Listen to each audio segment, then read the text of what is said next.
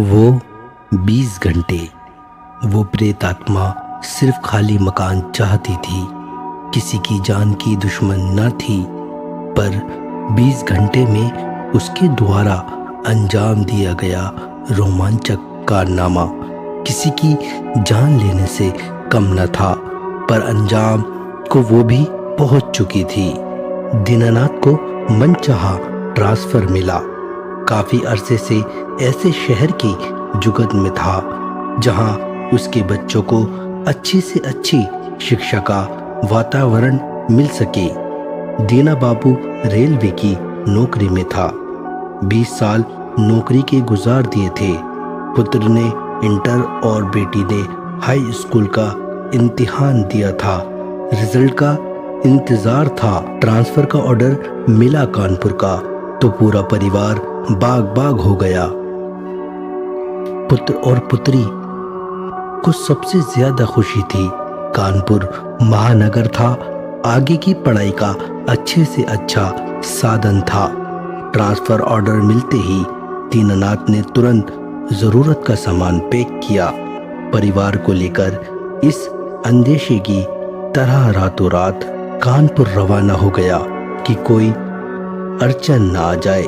इतने दिनों की सर्विस के दौरान में ट्रांसफर की हालत से अच्छी तरह वाकिफ हो चुका था। अच्छी जगह ट्रांसफर के लिए या तो अच्छी सोर्स हो या फिर नजराना चढ़ाने का मौका सुलभ हो। सरकार बदल गई थी, उनके साले की नेतागिरी काम आ गई थी। कहा जा सकता है बैठे बिठाए ट्रांसफर हाथ आ गया था। खैर आगे का किस्सा यूं था कि रितेश ने फेसबुक के माध्यम से कानपुर के 5-6 अपनी हम उम्र हम ख्याल से फ्रेंडशिप बना रखी थी। सफर के दौरान ही रितेश ने बलवीर नामक दोस्त से फोन पर संपर्क बनाकर ढेरों बातें की। साथ ही उस समय की तत्कालीन मकान की समस्या को बाबत बताया। पढ़ाई लिखाई तथा अन्य सारी पसंद बताकर इशारा किया कि अच्छा सा अच्छा किराए का मकान दिलवा दे। बलवीर ने जो मकान दिलवाया वो रितेश सहित उसके सारे परिवार सदस्यों को पसंद आया। सब बलवीर के किए गए प्रयासों की भूरी भूरी प्रशंसा कर रहे थे। प्रशंसा लायक बात भी थी। वो 7-8 किलोमीटर जाकर मकान मालिक के घर जाकर उन्हें अपने साथ बिठा कर लाया था। किराएदारी के बाबत सारी लिखा पढ़ी में भी उसकी अच्छी खासी भागदौड़ की। सबसे अच्छी बात ये कि मकान जिस तरह का था मोहल्ला और इलाके में सब चाहते थे, ठीक ऐसा ही मिल गया था। मुनासिब किराए पर मिला था। एक ही मंजिल पार्किंग सुविधा युक्त था। रितेश अपने परिजनों के साथ छोटे हाथी में सामान भरकर रिहायशी सामान सहित वहां आ गया था। दीनानाथ बाबू ने अपनी ड्यूटी संभाल ली थी। रितेश परिवार जाने के साथ मकान की साफ सफाई में दोपहर 12 बजे के करीब से जुट गया था। मकान को साफ सफाई की जरूरत थी। ये जरूरत इसलिए थी न जाने कब से मकान बंद पड़ा था। अच्छी बात ये थी नल कनेक्शन चालू था। बिजली फिटिंग तो थी पर कनेक्शन कटा हुआ था। मकान मालिक जब वहां रहता ही नहीं था तो बेकार में बिजली का बिल देने का कोई फायदा न था। मकान मालिक से तय हो गया था कि मीटर वो लगवा देगा। किराए में पैसे थोड़े थोड़े कटते रहेंगे। मीटर लगने तक स्थानीय व्यवस्था की भी सोच ली गई थी। उस दिन तो मोमबत्ती और लैंप की रोशनी से काम चल गया। अगले दिन किसी पड़ोसी से जान पहचान कर मीटर लगने तक 2-4 बल्ब जलाने के लिए डोरी डल गई। साफ सफाई के 2-3 घंटे लगने के बाद रितेश ने अपनी छोटी बहन से कहा, अर्चना अब घर साफ सुथरा हो गया, मकड़ी के जाले धूल धक्कड़ साफ हो गई। तुम मम्मी के साथ लगकर सामान सजा दो, मैं बाजार से चाय पानी का इंतजाम करने आता हूँ। सफाई के चक्कर में दोपहर से हमने कुछ खाया पिया नहीं, आते कुल बुला रही हैं। हाँ भैया, मैं भी यही कहने वाली थी। साफ सफाई और अन्य शहर के नए मकान में रहने की खुशी में खाने पीने का भी होश न रहा। अर्चना ने खुशी खुशी कहा, और सुन, शाम के खाने का इंतजाम भी देख कर आना, ऑर्डर देकर आना। तेरे पिता भी 6-7 बजे तक आ जाएंगे। चाय नाश्ता कर लेते हैं, खाना सब साथ मिलकर खाएंगे। और हाँ, अपने दोस्त बलवीर को भी खाने पर बुला लेना। मुझे लगता है आज दिन ढलने सामानों की सेटिंग में ही गुजर जाएगा। अब तो अगली सुबह से ही चाय नाश्ते से घर के खाने की बात शुरू हो पाएगी। रितेश की माँ शोभा देवी लाड के साथ अपने बेटे को हिदायत और व्यवस्था की घोषणा की।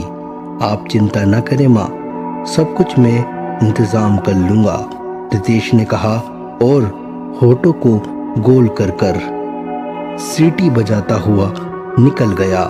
रितेश के जाने के कुछ देर बाद अर्चना जब मकान के आंगन में छोटे से नल पर हाथ धोने पहुंची तो कुछ अजीब सी बू का उसने एहसास किया। सीलन या मरा हुआ चूहा निकाल फेंकने की हल्की सी बदबू सा एहसास। उस बदबू के झोंके से अर्चना को उबकाई आई। उसने उबकाई रोकी, सांस रोकी, मुंह पर पानी के छींटे मारे, 1-2 बूंद पानी चिल्लू से पिया, साथ ही सोचा न जाने कब से बंद रहा है। इसी सीलन बदबू तो होगी ही, साफ हवा आएगी तो वातावरण स्वच्छ हो जाएगा। हाथ मुंह उसने साफ ही कर लिए थे। सीधी खड़ी होकर माँ के काम में हाथ बटाने के लिए बड़ी ही थी। उसकी निगाह मुख्य दरवाजे पर पड़ी, जिसे अपनी धुन में रितेश दोनों पट खुले छोड़ गया था। कुत्ता बिल्ली आने की आशंका के तहत उसने जाकर दरवाजा भिड़ा दिया। दरवाजा भिड़ाकर मुड़कर बड़ी ही थी कि एकदम से नजर छत में झूलते धागे पर पड़ी। लटकते सफेद धागे को देखकर एकदम अजीब सा लगा, क्योंकि उसे अच्छी तरह ध्यान था कि उसने छत से लेकर उस पूरी छोटी गैलरी तक अच्छी तरह सफाई भाई के साथ मिलकर कर डाली थी। उस क्षेत्र में कुछ ज्यादा ही मकड़ियों के जाले बस रहे थे। एक एक को खींचकर झाड़ू में डंडा बांधकर उसने रगड़ रगड़ कर वहां की सफाई की थी। रितेश ने पानी की फुहारे से मारकर छत तक को धो डाला था। फिर ये धागा, अर्चना के मन में पहले अचरज सा भाव पैदा हुआ।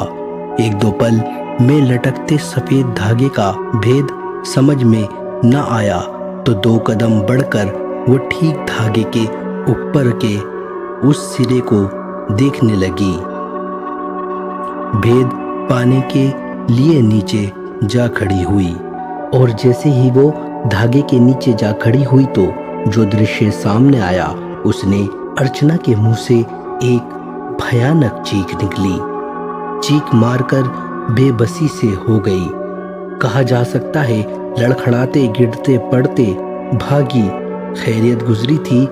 उसकी चीख निकलते ही शोभा देवी उसकी ओर दौड़ी पड़ी।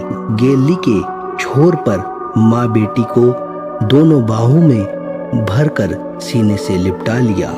क्या हुआ, क्या हुआ, क्या हुआ बेटी? माँ ने एकदम से सवाल दागे। कुछ बेबसी का शिकार वो भी खड़ी थी। इसकी वजह ये थी, पर मन का वहम समझकर वो टाल गई थी। बात टालने लायक भी थी। उन्होंने सामान सजाते हुए 1-2 बार महसूस किया था कि अपने पीछे रखे सामान को वो हाथ घुमाकर जब उठाने के लिए हाथ घुमाती थी तो जो डब्बे हाथ में आ जाने चाहिए थे वो अंदाजे से हाथ में आ जाने के बजाय घूमकर देखने पर काफी दूर रखे नजर आते थे। अकल गुम गई थी कि उन्हें जहाँ होना चाहिए था वहां से इतने पीछे कैसे चले जाते हैं जहाँ वो रख ही नहीं सकती। उस ख्यालों से वो उभर नहीं पाई थी कि बेटी की चीखने की रह से होश उड़ा दिया। उस समय की हालत ये थी कि माँ बेटी दोनों के शरीर कांप रहे थे और माथे से पसीने की बूंद फूट रही थी। माँ की बाहों का सहारा पकड़कर अर्चना इतना सहज संजोने में सफल रही थी कि वो अपने चेहरे और हाथ घुमाकर दिखाते हुए कह सके। इसके आगे की कहानी हम इसके अगले भाग में जानेंगे। जब तक के लिए हमारे चैनल को सब्सक्राइब, वीडियो को लाइक और शेयर ज़रूर करें।